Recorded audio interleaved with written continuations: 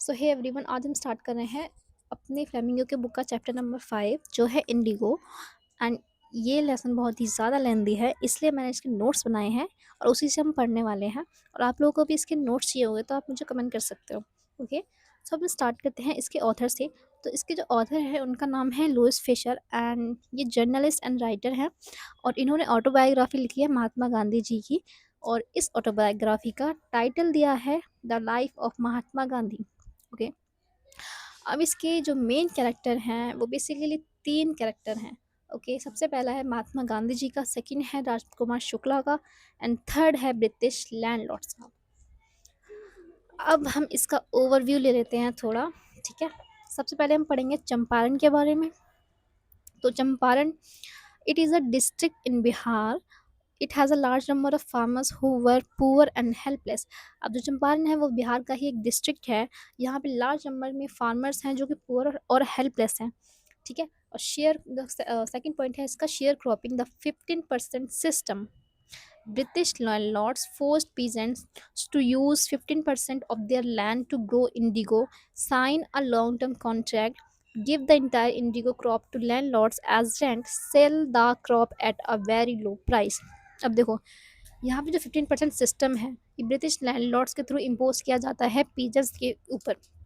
ठीक है, तो जो इसमें जो होता है पीजेंट्स को अपने लैंड पे 15% जो एरिया होता है उस पे इंडिगो ही ग्रो करना है।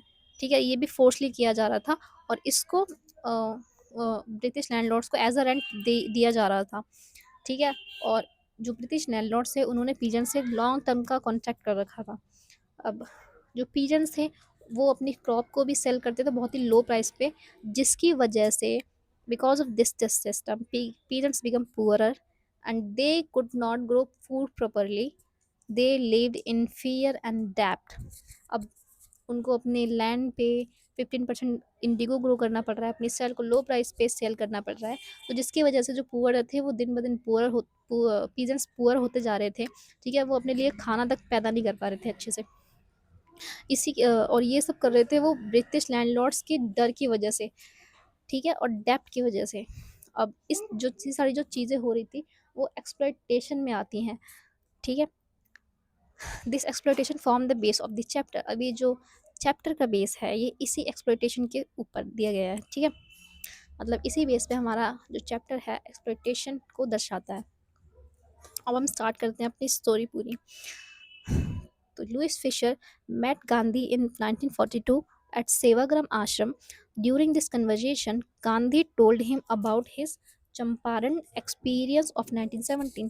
अब स्टोरी हमारी यहाँ से स्टार्ट होती है कि लुइस फिशर गांधी जी से मिलते हैं 1942 में सेवाग्राम आश्रम में, जहाँ पे गांधी जी कन्वर्जेशन मतलब बातचीत करते हुए लुइस फिशर को चंपारण के एक्सपीरियंस के बारे में बताते हैं 1917 में। ठीक है, जो 1917 में उनका एक्सपीरियंस था ना चंपारण को लेके वो बताते हैं यहाँ पे। किसको बताते हैं? लुइस फिशर को, जो कि हमारे ऑथर हैं। अब देखो, वो स्टार्ट करते हैं राजकुमार शुक्ला से। ही वॉज अ पुअर फार्मर। यहाँ पे राजकुमार शुक्ला के बारे में बताया जा रहा है कि he was a poor farmer, illiterate but extremely determined. He wanted to come to Champaran because only Gandhi could help the suffering peasants. अब देखो, यहाँ पे राजकुमार शुक्ला जी के बारे में बताया कि वो कैसे थे, पुअर फार्मर थे, इलिटरेट थे, बट एक्सट्रीमली डिटरमाइंड।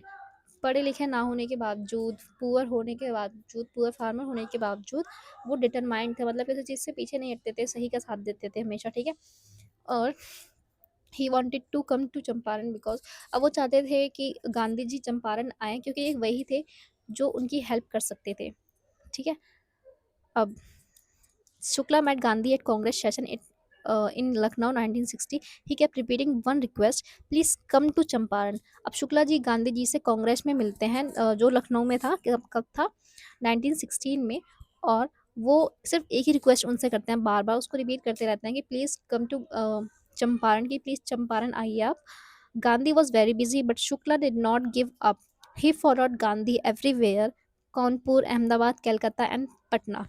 अब देखो, गांधी जी बहुत ही ज़्यादा बिजी थे, लेकिन जो शुक्ला जी हैं वो गिव अप नहीं करते। वो बार बार उनसे अपनी रिक्वेस्ट रिपीट करते रहते हैं, उनको हर जगह फॉलो करते हैं। यहाँ पे 4 प्लेसेस दी गई हैं जहाँ पे वो उनको फॉलो करते हैं, आपको उसके नाम याद रखने हैं। ठीक है, सबसे पहला है कानपुर, और सेकंड है अहमदाबाद, थर्ड है पटना एंड फोर्थ है कलकत्ता। ओके। अब Shukla's persistence finally convinced Gandhi to visit Champaran. अभी जो बाबा उनकी कोशिशें थी शुक्ला जी की, वो फाइनली गांधी जी को कन्विंस कर लेती है चंपारण आने के लिए। Okay.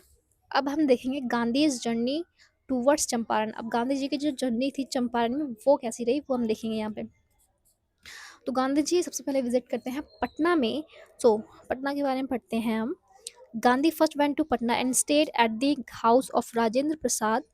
Rajendra Prasad was not at home. His servants did not recognize Gandhi, thought he was just a simple villager, did not treat him with respect. अब देखो, सबसे गांधी जी पटना में जाकर राजेंद्र प्रसाद जी के घर पे जाते स्टे करने के लिए, लेकिन वहाँ पे राजेंद्र प्रसाद जी अवेलेबल नहीं होते, मतलब प्रेजेंट नहीं होते वहाँ पे वो।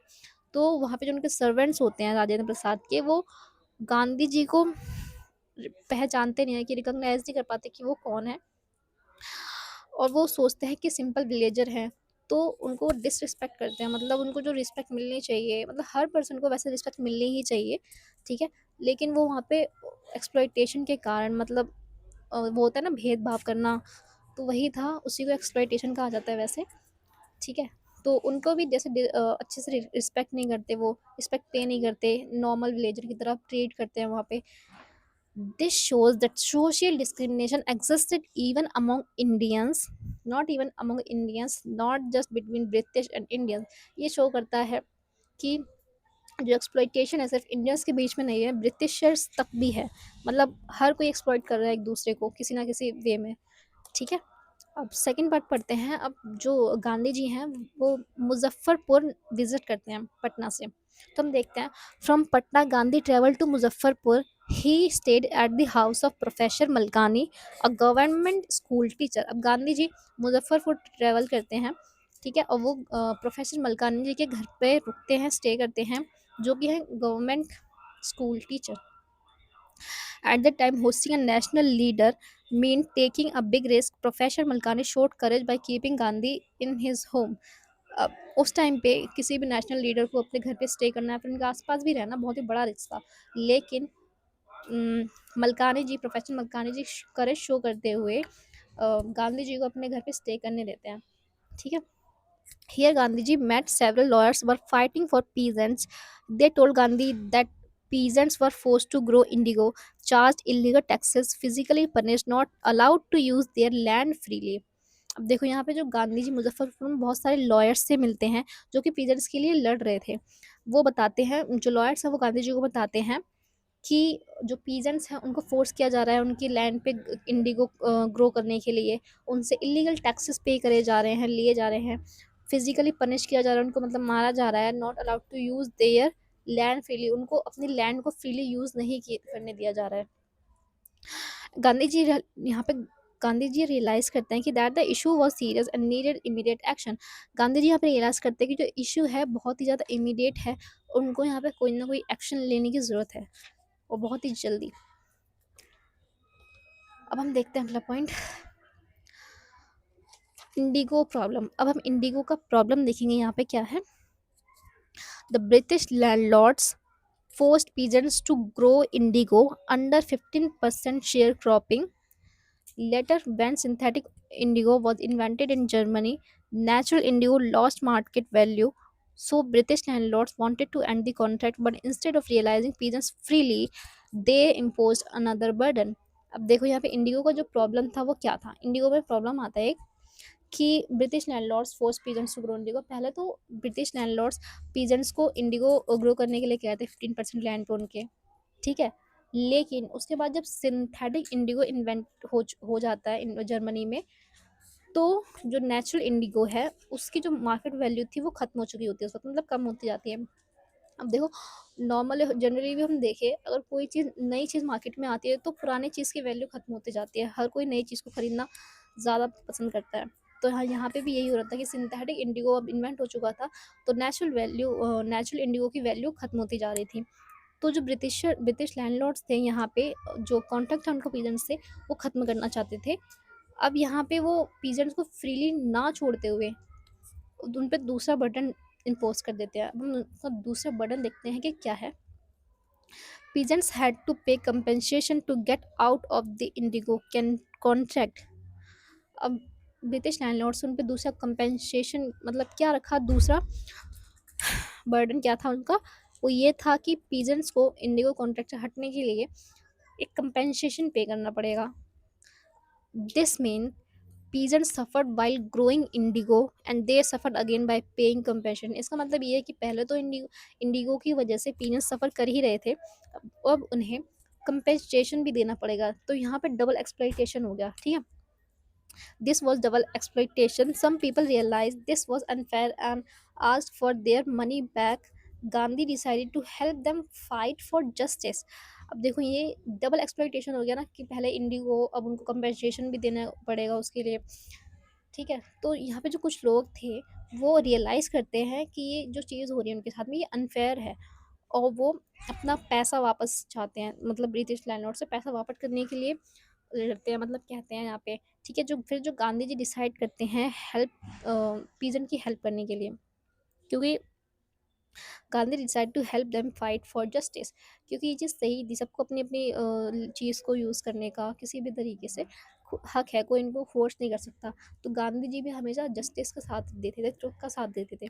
ठीक है, अब गांधी जी का हम यहाँ पे मेथड देखेंगे कि किस तरीके से वो हेल्प करते हैं लोगों की. अब Gandhi believed in understanding the problem with his own eyes, so he visited many villages, met peasants, personally collected written statements, studied the contract carefully. देखो, गांधी जी बिलीव करते थे कि कोई भी प्रॉब्लम हो वो अपने आप देखे, चीज़ों को समझे. ठीक है, तो वो जगह जगह विजिट करते हैं, हर एक विलेज में विजिट करते हैं.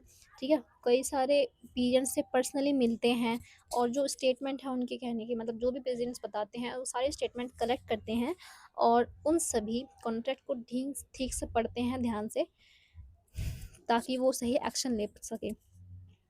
This was a type of social investigation based on truth. The British officials feared this because Gandhi was uniting the peasants.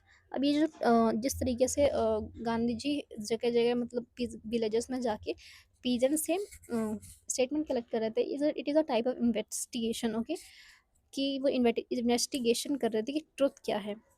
ठीक है, the British officials feared this because Gandhi was uniting the peasants. अब गांधी जी हर एक village में जाके statement collect कर रहे हैं, अपने आप देख रहे हैं, सोच रहे हैं, समझ रहे हैं. तो इस चीज़ को देख के जो ब्रिटिश लैंडलॉर्ड्स थे और जो सभी सभी ब्रिटिशर्स थे वो डर जाते हैं, क्योंकि इस चीज़ से जो गांधी जी पीजेंट्स का साथ दे रहे थे, इसकी वजह से जो सभी पीजेंट्स थे वो यूनाइट होते जा रहे थे. ठीक है, एक साथ होते जा रहे थे.